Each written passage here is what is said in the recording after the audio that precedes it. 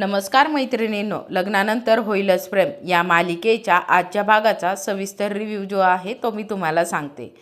जो आत्ताच प्रोमो आला आहे त्या प्रोमोमध्ये आपल्याला दिसतं की रम्या आणि वसूला काव्याच्या बोक्याची प्रचंड राग येतो. रागाच्या भरात त्या दोघी काव्याच्या बोक्याला अक्षरशः पूर्णपणे फाडून टाकतात.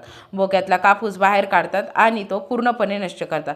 हे सगळं पाहिल्यावर काव्या अक्षरशः संतापते आणि रव्या वसूवर भडकते. आता पाहूया पूर्ण नेमकी काय आहे.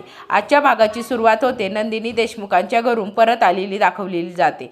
ती जीवासाठी आणलेला कुर्ता द्यायला खाली त्याला शोधत असते. जीवा कुठे गेलाय, गुड्डूही दिसत नाही असं ती स्वतःशीच बोलत असते. तेवढ्याच गॅलरीतून जीवाचा आवाज येतो. आसमान से नीचे आज हम ऊपर. हे ऐकून आसमान नीचे आज हम ऊपर हे ऐकून नंदिनी वैतागते आणि म्हणते, तुम्ही वर काय करताय, आधी खाली या बरं. जीवा नेहमासारखा मस्तीचं उत्तर देतो आणि पण नंदिनी त्याला स्पष्ट सांगते की लगेच खाली या, नाहीतर मी ओरडेन. नंदिनीच्या हातातली पिशवी पाहून जीवा लगेच जिन्यातून धावत खाली येतो. संक्रांतीसाठी बायकोने नवऱ्याला गिफ्ट आणलंय वाटतं असं म्हणत तो आनंदाने हसतो. नंदिनी त्याला कुर्ता देते. जीवा भावूक होतो. तो कुर्ता मिठीत घेऊन म्हणतो, हा कुर्ता आईने दिलाय, यात प्रेम आहे.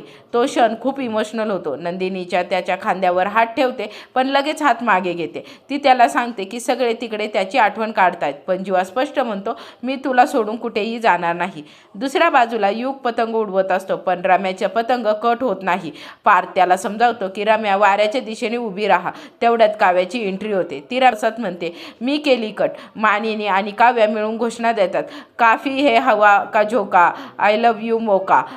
पार्थ आणि काव्याची केमिस्ट्री इथे प्रचंड दिसून येते. पार्थ तिच्याकडे पाहतच राहतो. रम्याला हे अजिबात सहन होत नाही पण वसू तिला शांत करण्याचा प्रयत्न करत असते. परत जीवा नंदिनीकडे येतो. जीवाने कुर्ता घातलेला असतो आणि नंदिनीने साडी दागिन्यात खूपच सुंदर दिसत असते. जीवा तिला पाहून शिट्टी वाजवतो. नंदिनीने जुने दिवस आठवतात. त्या दिवशी तिने जीवाला शिट्टी वाजवायला शिकवली होती. किचनमध्ये दोघे मिळून तिळाचे लाडू बनवायला लागतात. जीवा मात्र प्रेमाने लाडू बनवायला शिकवतो. केस बाजूला करताना दोघांमध्ये एक रोमॅन्टिक क्षण तयार होतो पण नंदिनी अजूनही थोडी दुरावलेली असते. पतंगाच्या खेळात काव्या आणि पार्थ पतंग एकमेकात गुंतवतात. पतंगावर लिहिलेलं असतं, आय लव्ह यू देशमुख. सगळे अवाक होतात. काव्या हसत म्हणते, प्रेमाने कापलं तरच कट होतो. शेवटी नंदिनीचा हात गरम सारणात भासतो. जीवा लगेच तिचा हात धरतो आणि फुंकर मारतो. दोघांमधील अंतर हळूहळू कमी होतं हे स्पष्ट दिसत आलंय. पण दुसऱ्या बाजूला रम्या आणि वसू काव्याच्या बोक्याचा पूर्ण नाश करतात. काव्याला जेव्हा फाटलेला कापूस दिसतो तेव्हा तिला मोठा धक्का बसतो. ती रम्याच्या नावाने जोरात ओरडते. आता नेमकी पुढे काय होणार आहे. आजचा भाग इमोशनल, रोमॅन्स आणि संघर्षाने भरलेला होता. उद्याहून याहून मोठे ट्विस्ट आहे, त्यामुळे माझ्या चॅनलला लाईक सबस्क्राईब करा. मी लवकरच पुढचा भाग एपिसोड रिलीज करते. थँक्यू.